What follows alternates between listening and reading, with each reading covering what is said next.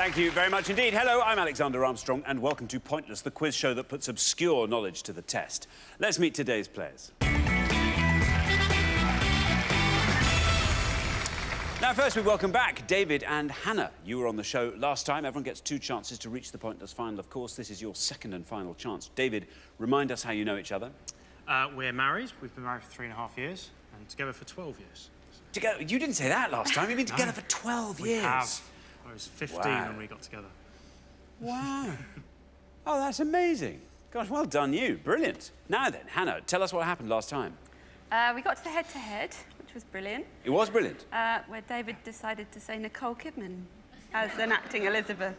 Maybe she was acting very well, wasn't she? I thought it was worth a shot. It's the sort of trickery that Richard occasionally pulls out of the bag, isn't it? Not really. OK, Hannah, do you have any sort of special interest that might sort of feed into a bit of specialist Pointless knowledge?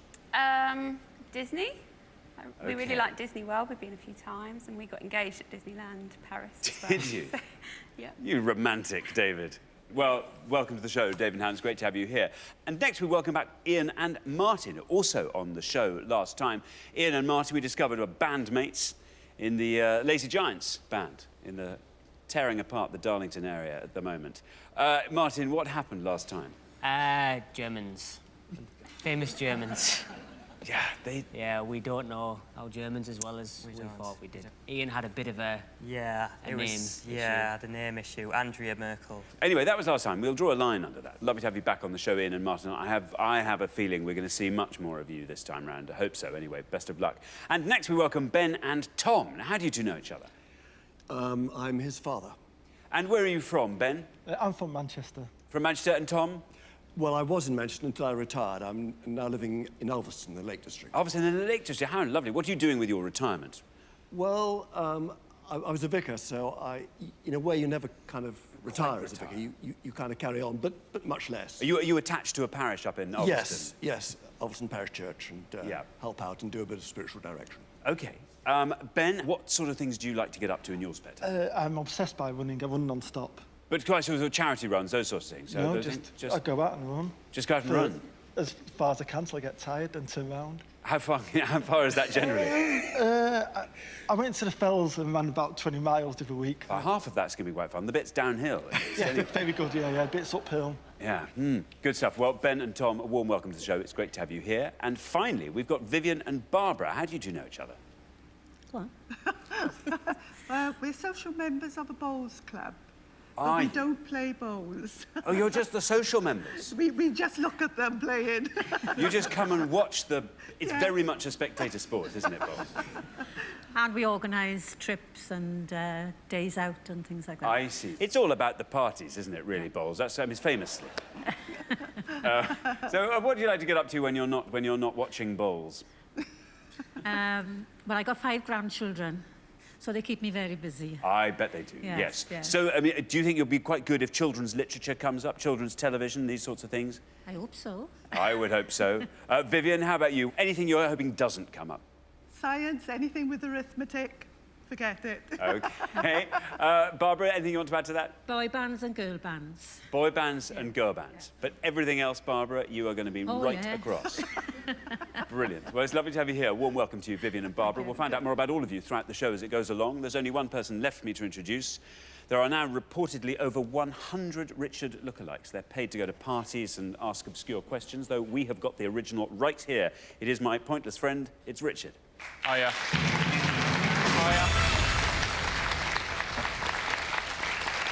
That's a terrifying thought. I just had an absolutely brilliant idea for a TV show. What? But a killer idea. A series of novels and a massive, huge TV hit. Tom as a detective. A retired vicar living in the Lake District. He's got that very calm voice, hasn't he? He's got a very, very commanding voice. What's your surname, Tom? Thomas. That's just a gift from God. Tom Thomas. Who's not watching that? Yeah, That's getting 65 million viewers every week. Done. You in, Tom? Oh, absolutely. Brilliant. You own 0.8% of this idea. That's your image rights sold to us. We've got two returning pairs today. When they both did rather well last time, didn't they? They both were slightly unfortunate to be knocked out. We saw David and Hannah all the way through to the head-to-head, and Martin and Ian got knocked out sort of on a technicality. Ian, I think, knew the answer. The wrong thing came out of his mouth, is the truth. But also, we've been spending quite a lot of time since the last show listening to their band, haven't we? The Lazy Giants. Brilliant. Big fan. Big fan. I'm a big fan of Susanna the Scanner. That's my... Susanna the Scanner. Yeah. I am lost in Quicksand as well. Quicksand. Quicksand is a great song. You guys have got a real sound. Thanks. Yeah. Thanks. Now, interestingly, we've recently sold a very big detective series to a major US network, and we're looking for a theme tune. Lazy Giants involved? Yeah, we'll talk fees first. I'm just wondering if we could go with maybe turn Susanna the Scanner into Hosanna the Scanner. Maybe that might be a... It's not bad, is we're it? up for that, yeah. Yeah? We're up for that. It's not bad, is it, Tom? Hosanna the Scanner? And you could maybe be in it. You could be a dithering local police officer. And Tom's always have to just shake his head whenever you turn I'll up. be the slow one. I'll be sort of plodding up the fells. Mr. Tom, I do believe it was John the farmhand has done it. And he'll go, oh, dear. Why would a man from the southwest in Ulverston? Because it's the only accent you can do. Clever. Well, let's do this show first, I guess. OK, all our questions on Pointless have been put to 100 people before the show. In order to get to the final round and be in with a chance of winning our jackpot, our contestants need to find the obscure answers those 100 people didn't get. So the fewer of our 100 people who knew the answer, the fewer points you'll all score. What everyone's trying to do, of course, is to find a pointless answer. This is an answer that none of our 100 people got, and each time that happens, we will add £250 to the jackpot. Nobody won the jackpot last time, so we add another £1,000 to that. So today's jackpot starts off at £2,000. Right, if everyone's ready, let's play Pointless.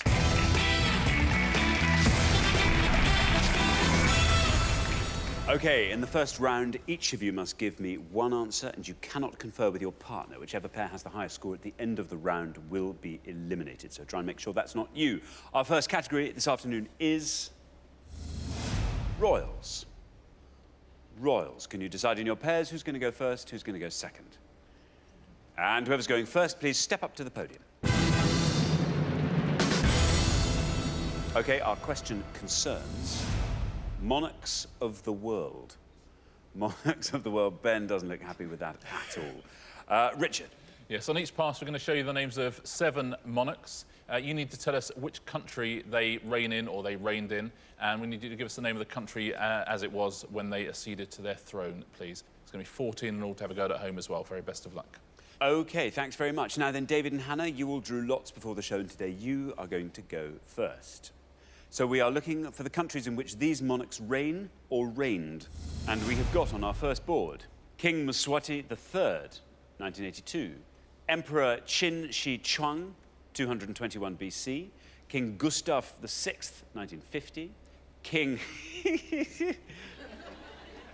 Kamehameha II, 1819. Tsar Nicholas II, 1894. Emperor Hirohito, 1926. And Emperor Haile Selassie, 1930. I'll read those all one last time. King Mswati III, 1982. Emperor Qin Shi Huang, 221 BC. King Gustav VI, 1950. King Kamehameha II, 1819. Tsar Nicholas II, 1894. Emperor Hirohito, 1926. And Emperor Haile Selassie, 1930. Phew. Hannah. Right. I'm going to have to take an educated guess, and I'm going for Emperor Hirohito, Japan. Emperor Hirohito, Japan, says Hannah. Let's see if that's right. Let's see how many people said Japan. It's right. 56. 56. High score, but a correct answer, and it's a lot better than 100. Richard. It is a big score, yeah. He was the 124th emperor and a noted marine biologist. Martin. Oh, Emperor Qin Shi Huang and China. China, says Martin, for Emperor Qin Shi Huang. Let's see if that's right, and if it is, let's see how many of our 100 people said it. It's absolutely right, Martin. Very, very well done. Look at that, 33. It's earned you. A good score. Again, it's a good, good educated guess here. He said his dynasty would last for 10,000 generations. No. Ben. Tsar Nicholas II is Russia, isn't it? I think. Well, I hope it is. I think it's Russia, Tsar Nicholas. Russia, says Ben. Let's see if that's right, and if it is, let's see how many people said Russia for Tsar Nicholas II. He's right. 58. 58's the right answer. Yes, the last Tsar of Russia, of course, assassinated in 1918. But who assassinated him in that sleepy Lake District village? Only one way to it's a find job out. for the local Bobby. Wait up, Reverend Tom. I think I've caught him. I don't think you have, young man. It just writes itself, doesn't it? Literally writing itself. Oh, brilliant. Now then, Vivian. I've heard of most of them. The only one that I think I can give you is King Gustav VI, Sweden. King Gustav VI, Sweden, says Vivian. Let's find out if that's right, and if it is, let's see how many people said it. King Gustav VI, Sweden. Oh, it's right. Very well done, Vivian. I think that's going to be a very good answer. 21, lovely low score, best score of the past. Yeah, very good answer, King Gustav. Married Lady Louise Mountbatten. She was the Queen of Sweden. Let's put in the rest of the board. The Emperor Haile Selassie is Ethiopia, of course. Would have scored 31 points. King Mswati III, do you know that one? Swaziland. Swaziland, absolutely right. Would have scored 5. And you might be able to guess by the sort of name, King Kamehameha II. Will I be able to guess that? Kamehameha. Kamehameha. Ah.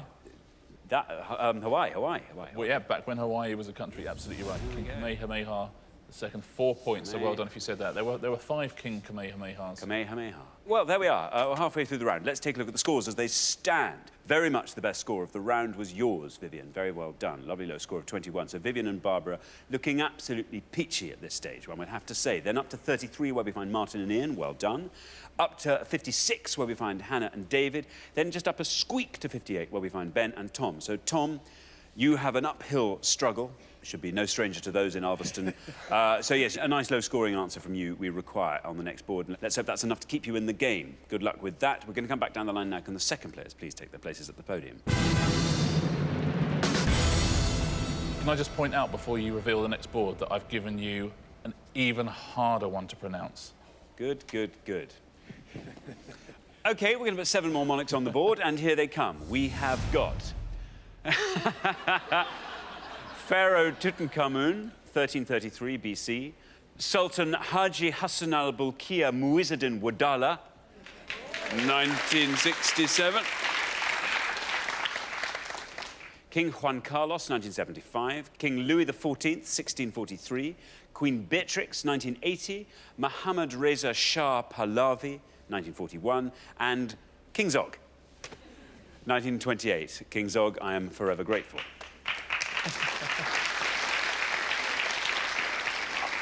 I shall read those all one last time.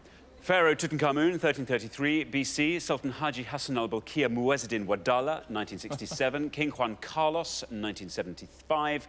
King Louis XIV, 1643. Queen Beatrix, 1980. Mohammad Reza Shah Pahlavi, 1941. And King Zog, 1928. Now, remember, we are looking for the countries in which these monarchs reign or reigned, and you are trying to find the one the fewest of our 100 people knew. Barbara, you're on 21, a lovely low score, courtesy of Vivian in the last pass. Tom and Ben are the high scorers at the moment on 58. If you can score 36 or less, you will avoid becoming the new high scorers. I think I know 3 of them, and I think I'll go for King Louis XIV of France. France, you're going to say for Louis XIV. Here comes your red line. You get below that, you're through to the next round, Barbara. Let's see how many people said France for Louis XIV.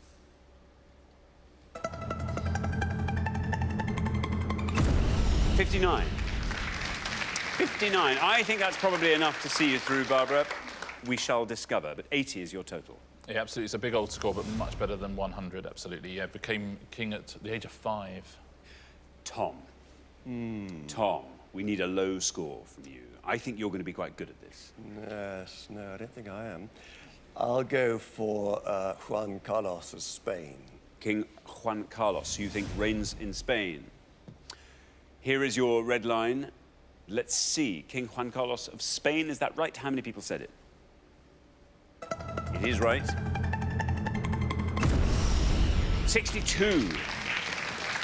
62 takes your total up to 120. Yeah, absolutely. King Juan Carlos of Spain. Now then, Ian, you're on 33. The high scorers on 120 are Tom and Ben. A score of 86 or less will see you through to the next round. Yeah, I'm struggling a bit with the ones that are left, though. I think I'm just going to have to go for the obvious one, which is Pharaoh Tutankhamun, Egypt.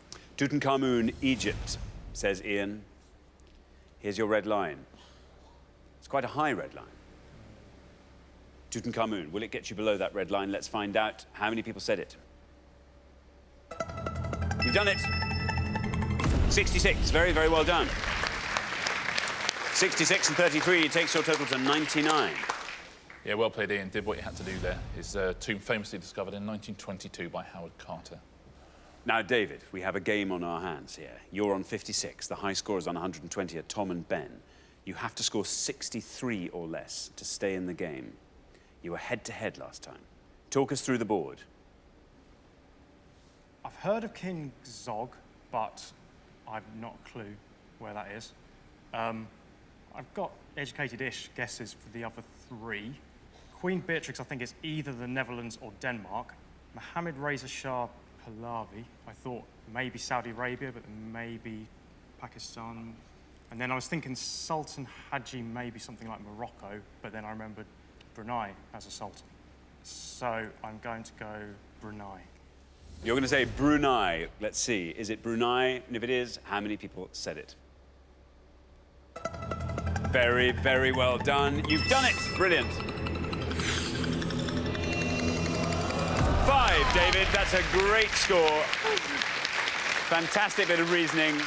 And it's earned you a total of 61 and a place in the next round. Very well done. Terrific answer, David. That educated guess played off. Very tough when you're fourth in line on a board like that as well. One of the world's richest men, the Sultan of Brunei. Let's go through the rest of the board. So Queen Beatrix, David, if you'd had to have gone for Netherlands or Denmark, what would you have gone for? Netherlands. Netherlands is the right answer, absolutely. Would have scored you 43. Mohammed Reza Shah Pahlavi was the Shah of Iran for Ayatollah Khomeini. Would have scored 12 points. And King Zog, do you know that one? It's Albania, I think. Yeah, he was King of Albania, absolutely right. 20 points to that one. So Brunei, actually the best answer on that board. Well done. Very good. Thanks very much, Richard. So at the end of our first round, the pair who'll be leaving us with their high score of 120, I'm afraid it's Tom and Ben. Nothing wrong with your answers at all. They were just quite high. Tsar Nicholas and King Juan Carlos between them ratcheted up 120 points. That is quite high. Did you know any of those other ones, Tom, though, when they were filled in? Yes, I did. I knew Queen Beatrix. I was just working out we still wouldn't have made it. We'll see you next time, Tom and Ben, and we'll look forward to that very much. Meanwhile, thank you very much for playing. Great contestants. But for the remaining 3 pairs, it's now time for round 2.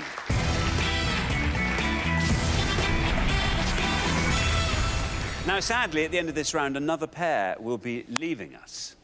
Wouldn't like to guess which pair that's going to be. I think you all played very well in that round. Some good answers from all of you. Very best of luck to all 3 pairs. Our category for round 2 is Children's TV. Children's TV. Barbara, this plays right into your hands. Can you all decide in your pairs who's going to go first, who's going to go second? And whoever's going first, please step up to the podium. OK, let's find out what the question is. Here it comes.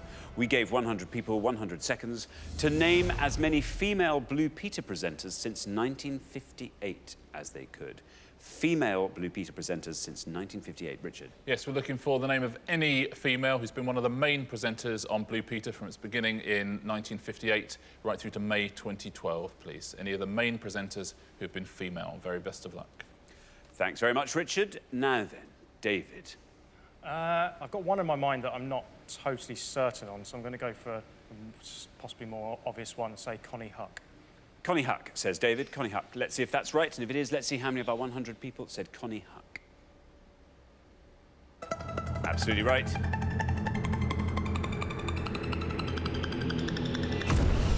23.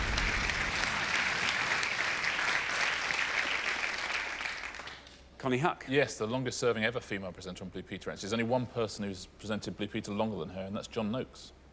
Really? Yeah. I didn't know that. Isn't that amazing? Yeah. Ian. I'm trying to think of a modern one. It's on the tip of my tongue, but I can't remember it, so I'm going to go slightly before my time, female presenter, which is Janet Ellis. Janet Ellis, says Ian. So let's see if that's right, and if it is, let's see how many of our 100 people said Janet Ellis. Absolutely right.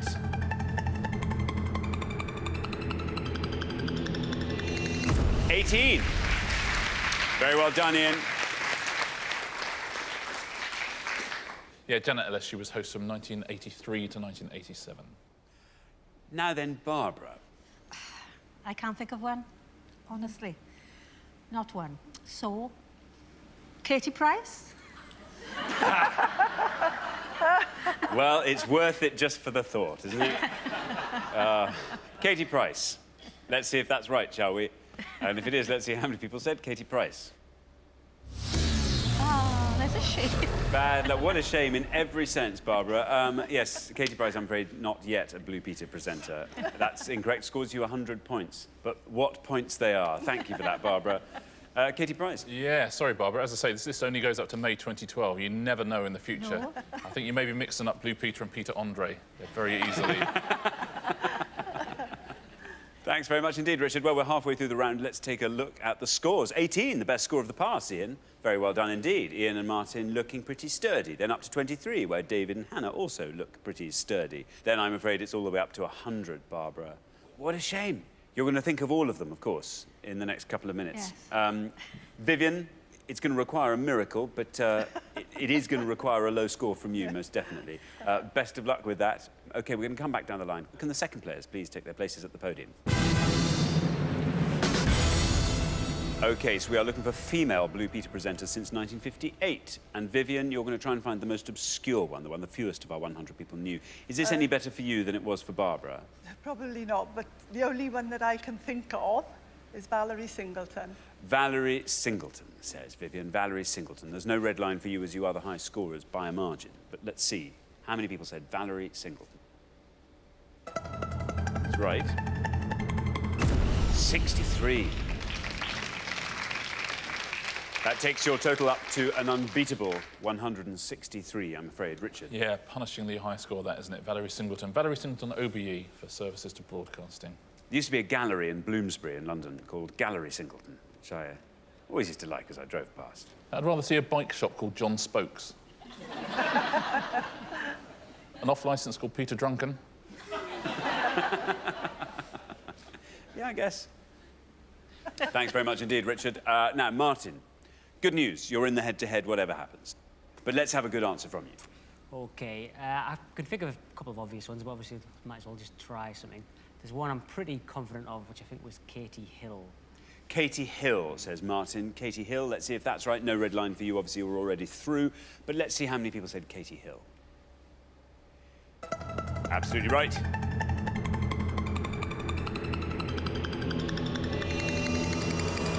Four. Very well done, Martin. That's a great answer. Takes your total up to 22. Another great answer from Martin there. I was wondering, Barbara, actually, somewhere if in your head you knew Katie Hill and it came out as Katie Price. I had the wrong surname. If it was up to me, I wouldn't charge you the points. Now then, Hannah, you're also through to the next round. But let's have a brilliant low-scoring answer. The way David was nodding at Katie Hill there, something tells me you might know quite a bit about Blue Peter. No. Really? Just David, Probably the only children's TV programme I never watched. All the answers I knew for sure have already gone. I think there's one called Helen Skelton, so I'm going to have to go with that, Helen Skelton. Let's see, Helen Skelton. Is it right? There's no red line for you as well, because you're already through. But let's see, Helen Skelton. Absolutely right.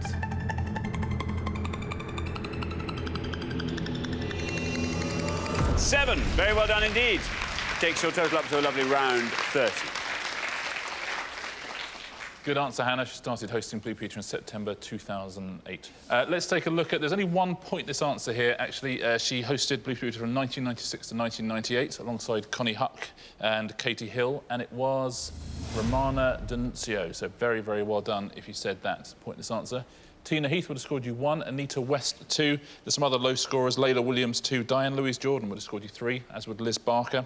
We've had Katie Hill already. Karen Keating would have scored 5, Zoe Salmon 6, Yvette Fielding 8, Sarah Green 11, Anthea Turner 14. Let's take a look at the top 3 answers, though. We've already seen a couple of them. Leslie Judd was 3rd with 23. David gave us Connie Huck, 23 as well, and way out in front, Valerie Singleton on 63. You want to be famous forever, be famous in the 70s. Exactly right. That's right. Thanks very much indeed, Richard. So at the end of round 2, the pair with the highest score, it's Vivian and Barbara, I'm afraid. Oh, dear, oh dear. Well, Valerie Singleton, perfectly good answer, but by a country mile, the highest scoring answer there. Obviously, apart from Katie Price, which was sort of brilliant. Vivian and Barbara, we'll see you again next time. We'll look forward to that very much indeed. Meanwhile, thank you so much for playing. Lovely contestants. But for the remaining 2 pairs, things are about to get even more exciting now as we enter the head-to-head.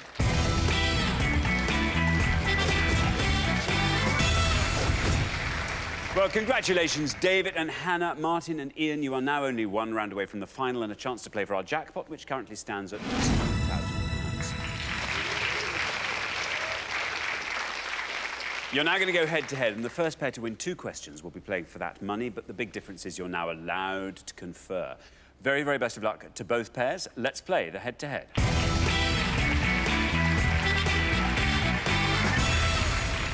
OK, here comes your first question, and it concerns 4-letter birds. 4-letter birds. Richard. Yes, for this question, I'm going to show you 5 pictures of birds which are commonly known by 4-letter names. Can you pick the most obscure of these, please? OK, thanks very much. Let's reveal our 5 4-letter birds, and here they are. We have got A, B, C, D, and E. Ah. There we are. David and Hannah, you've played best throughout the show so far, so you go first.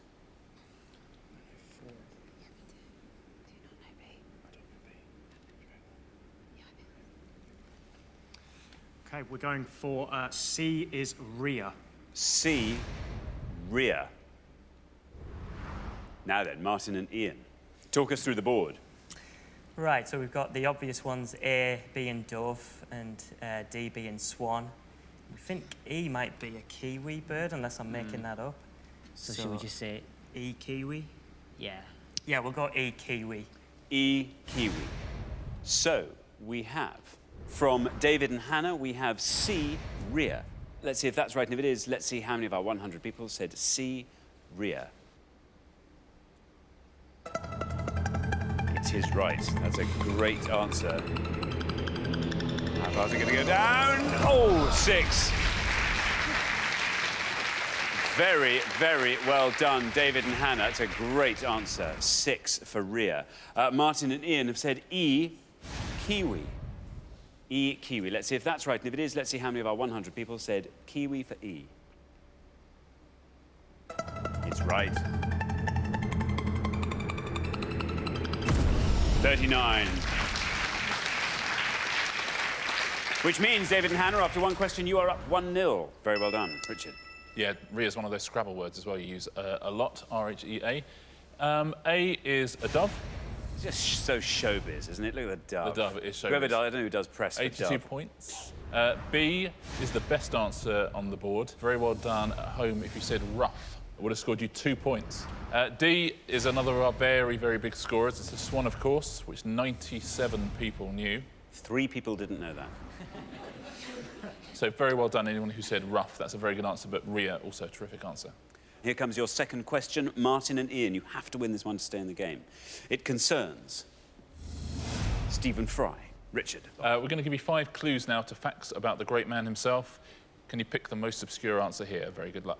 OK, here come our 5 clues to facts about Stephen Fry. And we have got... He toured this country in a London taxi in 2008. He wrote and directed this 2003 film. He's the host of this TV comedy quiz show, first shown in 2003. The name of his first published novel. And in 2010, he joined the board of this football club. I'll read those all one last time. He toured this country in a London taxi in 2008. He wrote and directed this 2003 film. He's the host of this TV comedy quiz show, first shown in 2003. It's the name of his first published novel. And in 2010, he joined the board of this football club. Now then, Martin and Ian, you go first this time. Right, I think... Should we just go for that then? Yeah.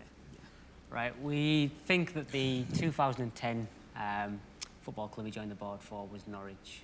Norwich City, OK. Norwich City, say Martin and Ian. Now then, David and Hannah, you can talk us through the rest of the board, if you like.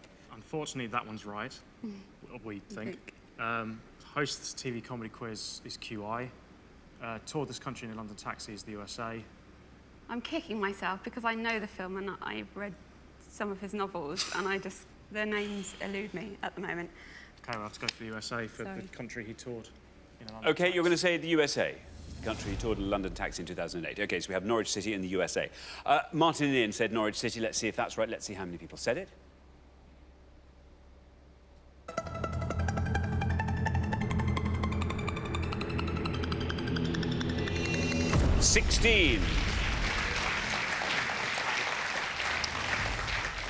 David and Hannah have said he toured the USA in a London taxi in 2008. Let's see how many people said that and if it's right. Absolutely right. We're going to meet 16. No, it's not. 36. Well done, Ian and Martin. You're back in the game. After 2 questions, that's 1-all. Richard. Yeah, toured the USA for the BBC series Stephen Fry in America. Let's take a look at the rest of them. QI absolutely is right, but was a big scorer. Would have scored you 61. The other two are low scorers, actually. Wrote and directed this 2003 film. Wild. Bright Young Things. Oh, Bright Young Things. Absolutely right. Would have scored 1 point. Would have been a terrific answer. Now, the name of his first published novel is a pointless answer. I think it's The Hippopotamus. Absolutely wrong. It's The Liar. It's The Liar. It's The Liar. It's The Liar. Oh, dear. Anyway, there we go. Good. OK, so here comes your third question. Whoever wins this question goes through to the final. And it concerns famous UK houses. Famous UK houses. Richard. Yes, we're going to give you the name of 5 famous houses from the UK here, but we've missed out alternate letters. Can you find the most obscure of these? Good luck. OK, so let's reveal our 5 famous houses. And we have WBR-ABY, CASOTHUE, CSL-HWR, BEHIPLC, and HWRH-PROAE. I'll read those all one last time. WBR-ABY, CASOTHUE, CSL-HWR, BEHIPLC, and HWRH-PROAE. There we are. 5 famous UK houses with missing alternate letters. David and Hannah, you go first again this time. We're going to go for the bottom one as Haworth Parsonage. Haworth Parsonage, say David and Hannah. Martin and Ian, you can now do your thinking out loud. Oh, we're a bit stuck, to be honest. The one we definitely know is Castle Howard. It's whether that will be. I think the fourth one is obviously something Palace, and I've got something like Blenheim. Should we go Castle Howard? Well, yeah, okay. Yeah, we'll go Castle Howard. OK, Castle Howard, you're going to say for the middle one. So we have from David and Hannah, Haworth Parsonage. Let's see if that's right. Let's see how many people said it.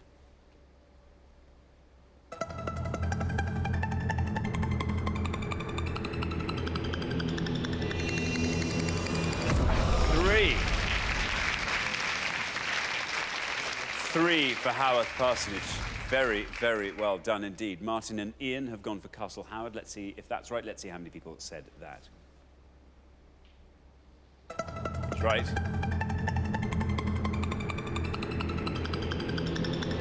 26. Which means, David and Hannah, after 3 questions, you are through to the final 2-1. Very well done indeed, Richard. Yes, well played. Haworth Parsonage, which is where the Bronte sisters grew up, of course, actually the best answer on the board. Nothing you could have done about that, guys, I'm afraid. So very well played. Do you want to fill in these? Yep. Top one? Woburn Abbey. Woburn Abbey, absolutely right. Would have scored 12 points. Next one? Chatsworth House. Yep. That would have scored 9. And Blenheim Palace. Blenheim Palace, absolutely right. That's the biggest score on the board, though, 31. So Haworth Parsonage and Chatsworth House, the best answers on that board.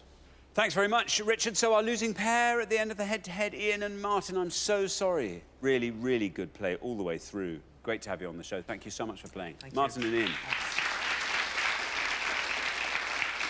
But for David and Hannah, it's now time for our pointless final.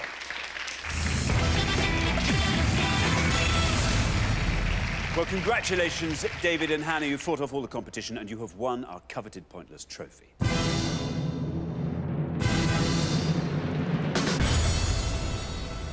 You now have a chance to win our Pointless jackpot, and at the end of today's show, the jackpot stands at £2,000. But you've done so well. I mean, an exemplary Pointless career there. You were head-to-headers last time. Slightly more senior head-to-headers this time. Well, the rules are very, very simple. To win the money, all you have to do is find a pointless answer. We haven't had any pointless answers on the show today. You only have to find one now, and you will go home with that money. Firstly, you've got to choose a category, and you have 5 choices. Here they are. Ice hockey, European theatre, the solar system, award-winning films, international pop. How's your European theatre? Depends on the question. Possibly amazing, possibly dreadful. Award-winning films we could both have a go at. International pop, possibly both have a go at. I'm not sure we're going to know the pointless ones and award-winning films. And probably not international pop. Let's go films. Yeah? Yeah, I don't want it all in my head. All right, films. OK, films it is. Best of luck. Here we go. Let's find out what the question is. We gave 100 people 100 seconds to name as many films that have won the Best Picture Oscar as they could. Richard. You're able to look for any film that's ever won the Best Picture Oscar, or the equivalent, it used to be called different things, but the same award, right through from the first Oscar ceremony in 1928, right through to the 2012 ceremony, please. Very, very best of luck.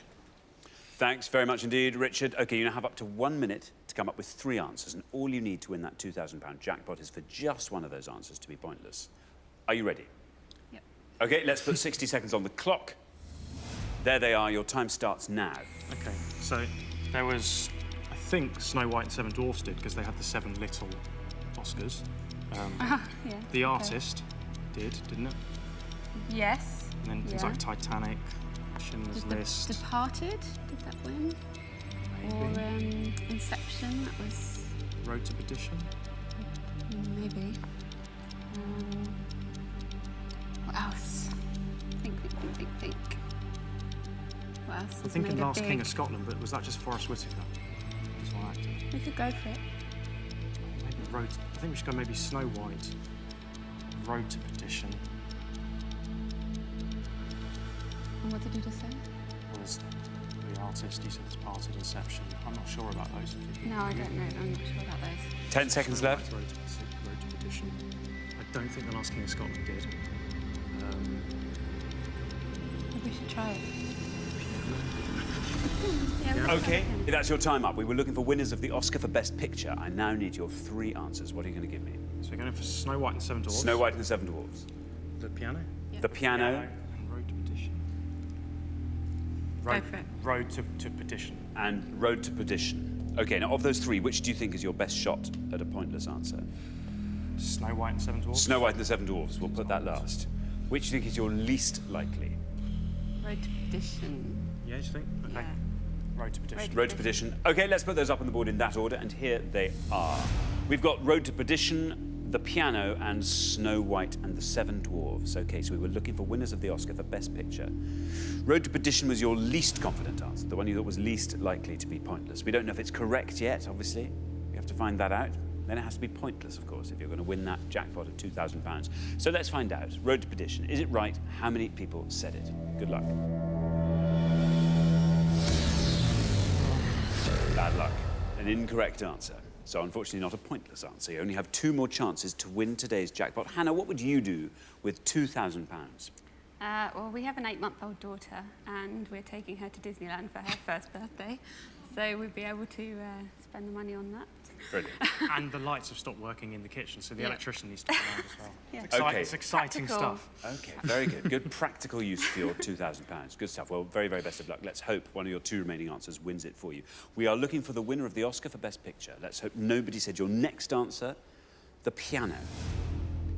Again, this has to be correct, then it has to be pointless for you to win that jackpot. So for £2,000, let's see how many people said the piano.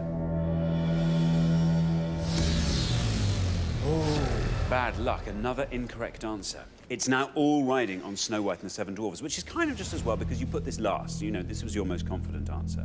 Of any of your answers, this was the one you thought was most likely to come down to 0. And you remember 7 Little Dwarf Oscars. But was it for Best Picture? We'll find out. To win that jackpot, it has to be right, it has to be pointless. Let's find out. For £2,000, how many people said Snow White and the Seven Dwarfs? Is it pointless? Good luck. Oh no, bad luck.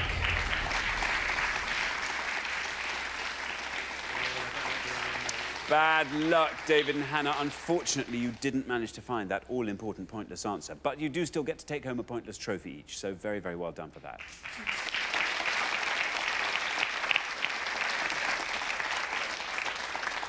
Yeah, that's very unlucky. There were the 7 Little Oscars. It was when Walt Disney was given an honorary Oscar, and they gave him 1 large one and 7 small ones. Road to Perdition, Chicago won in that year. That would have scored you 2 points. Schindler's List won in the year of the piano, and that would have scored you 3 points. A couple of the things you said during the minute would have been correct answers. The Artist would have scored you 13. The Departed was a correct answer, and was a pointless answer as well. Sorry about that. That's a tough one. Would have been a terrific answer. Road to Perdition, of course, was directed by Sam Mendes. And if you'd said American Beauty, another Sam Mendes film, that was a pointless answer as well. Driving Miss Daisy was a pointless answer. Hamlet, that's the Olivier version from 1948, that was a pointless answer. It Happened One Night, a pointless answer. Rebecca, a pointless answer. There's The Departed, Martin Scorsese film. Godfather Part 2, first ever sequel to win the Best Picture Oscar. The Sting, with Newman and Redford, of course, and You Can't Take It With You, the Capra film from 38. There's another few pointless answers. All About Eve. Annie Hall would have been a pointless answer. In the Heat of the Night, On the Waterfront, The French Connection, all of those pointless. Very well done if you said any of those at home. Very tough luck. Oh, bad luck. It's always really hard when you've said one of the pointless answers and you're conferring. Well, unfortunately, we do have to say goodbye to you, David and Hannah. It's been brilliant having you on the show. You've been such good contestants. Absolutely fantastic. Thank you so much for playing. Thank you. Thank you. Very well done. Well, David and Hannah didn't win our jackpot today, which means it rolls over onto the next show when we'll be playing for £3,000. Join us then to see if someone can win it. Meanwhile, it's goodbye from Richard. Goodbye. And it's goodbye from me. Goodbye.